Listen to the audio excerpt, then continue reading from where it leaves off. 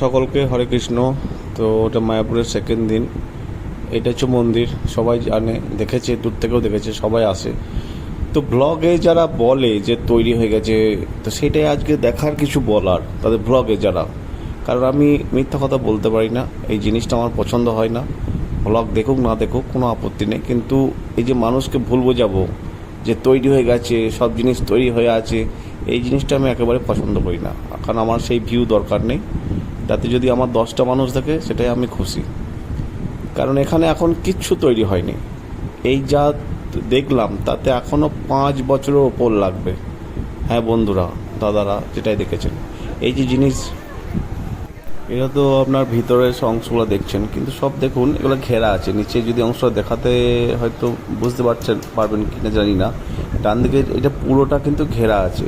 আর এই কাজগুলো তো বুঝতেই পারছেন যে কীভাবে কাজ করেছে, একদম সূক্ষ্ম হবে। তো এই কাজ এখনো কিন্তু কমপ্লিট হতে অনেক দেরি। রথের, হ্যাঁ, এখানে সবাই। আর এটা হচ্ছে মন্দির।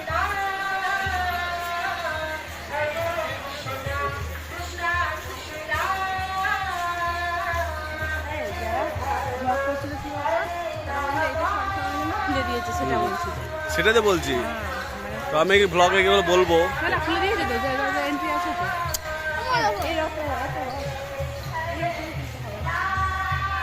সব গোপীরা দাঁড়িয়ে আছে, সব ছবি তুলছে। আর এটা রথের পরিক্রমা চলছে। রথের পরিক্রমা বলতে শিশু রথ, সব বাচ্চাদের। কালকে বলে দিয়েছিল যে এখানে পরিক্রমা হবে, সেখানে বাচ্চাদের পরিক্রমা চলছে। আর এটা হচ্ছে মন্দিরটা, এখনো কাজ চলছে এখানে।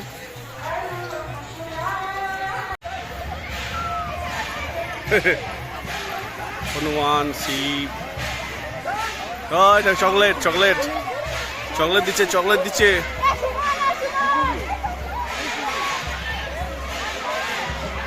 যেহেতু রথের রথের আগে গেছিলাম, কিন্তু যেহেতু আগের দিন শুনলাম যে আজকে পরিক্রমা হবে ছোট্ট ছোট্ট বাচ্চাদেরকে নিয়ে, তো সেইটাই খুব ভালো লাগলো দেখতে। ওদের পিছন পিছন যাচ্ছিলাম।